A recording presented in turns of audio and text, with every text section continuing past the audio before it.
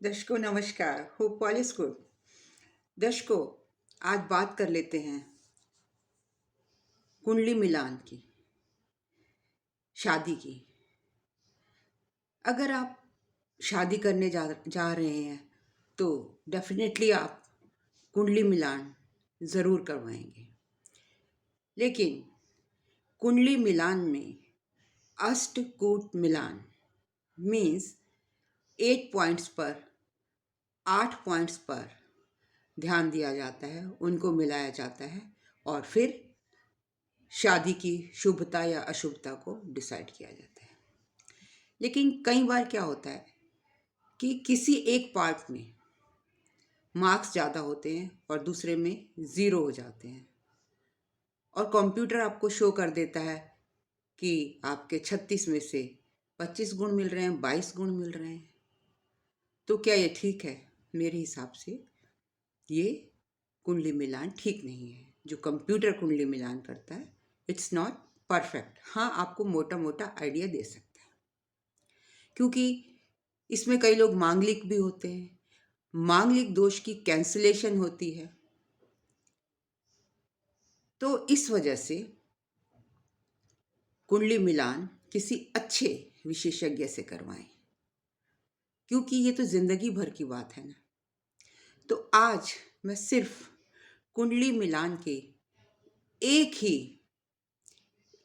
एक ही पॉइंट पर बात करूंगी। वो क्या है? योनि।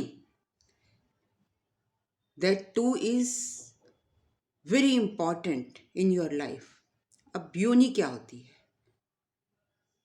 मतलब आप किस योनि में पैदा हुए हैं। आप बोलेंगे हम तो इंसान हैं, तो इंसान योनि में पैदा हुए हैं। नहीं,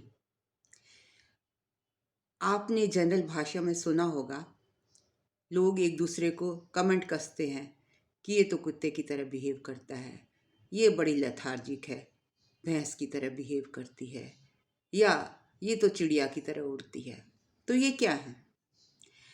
इनका मतलब ये है कि आप इंसान के रूप में तो हैं, लेकिन आप में जो प्रेजेंट गुण हैं वो इन सबसे मिलते जुलते हैं।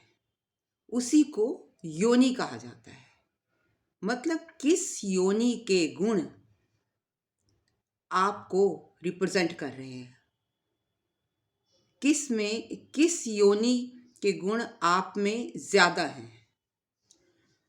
तो देखिए, जब आज मैं बताऊंगी कि कौन किसका एनिमी है, तो आप देखेंगे अगर 2 डॉग्स हैं, 4 डॉग्स हैं, 10 डॉग्स हैं, तो वो इकट्ठे एक टोली में चलते हैं, एक जगह जब जाकर बैठेंगे। अगर इसी तरीके से बर्ड्स हैं तो एक पेड़ पर रहेंगे। मेरा कहने का मतलब क्लासिफिकेशन ऑफ एनिमल्स है, योनियों की। सब ग्रुप्स में रहना चाहते हैं और जिनकी सिमिलर क्वालिटीज़ होंगी वो एक जगह रहेंगे। क्यों? क्योंकि आपस में सिमिलर, उनकी जो नेचर है सिमिलर है, तो वो आपस में बनेगी उन लोगों की, वो इकट्ठे रह सकते हैं। लेकिन अगर शेर के सामने आप मृग को छोड़ दोगे तो क्या होगा? मृग बेचारा तो डरता ही रहेगा ना। दोनों की डिफरेंट योनि है, और जब शेर को भूख लगेगी तो एक छलांग लगाएगा और उसको मार देगा। तो इसलिए कुंडली में योनि मिलान बहुत ज़रूरी है। ब्राइड एंड ब्राइडग्रूम दोनों अपनी योनियां मिलाएं।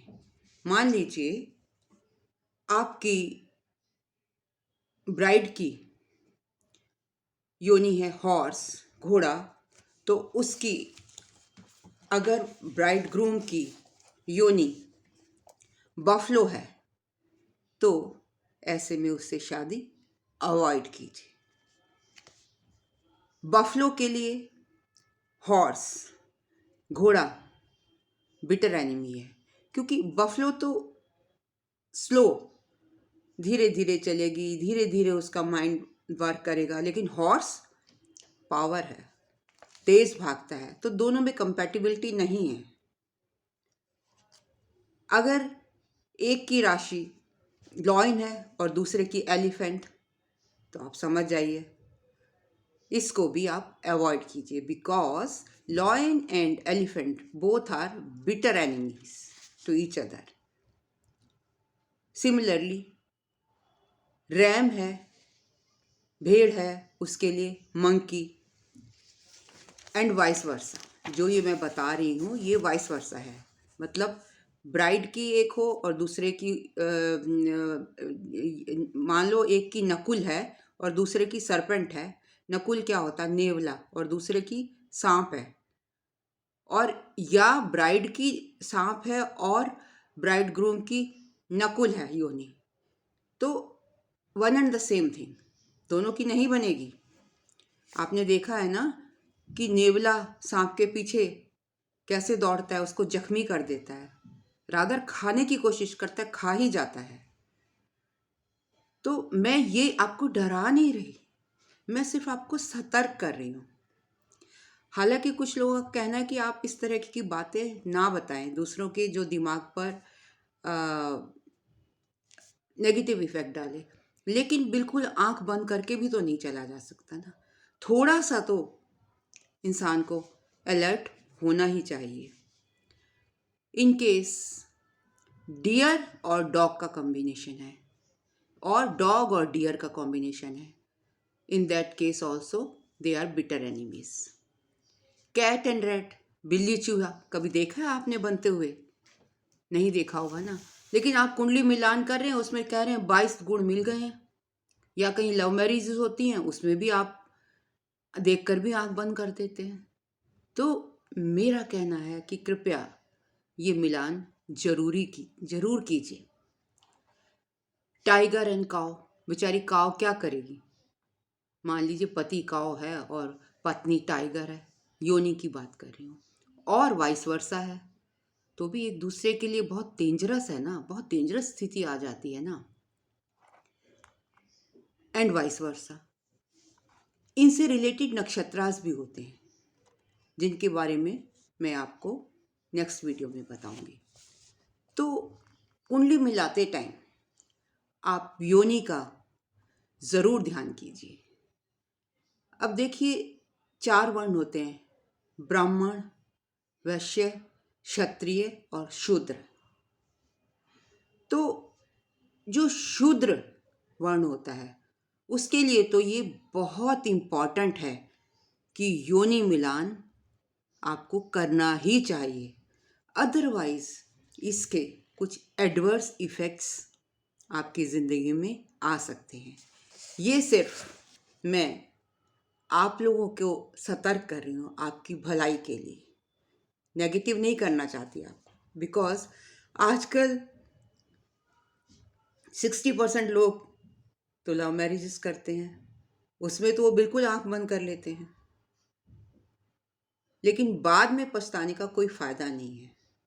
इसलिए माय एडवाइस इज कि अगर आप खुद नहीं देख सकते तो किसी अच्छे विशेषज्ञ से अपनी कुंडली का मिलान करवाइए। अगर आपको मेरा वीडियो पसंद आया हो तो please do like, comment, share and subscribe to. हाँ, in case of consultation you can always ask me on snehkapoor1812@gmail.com. Thank you very much.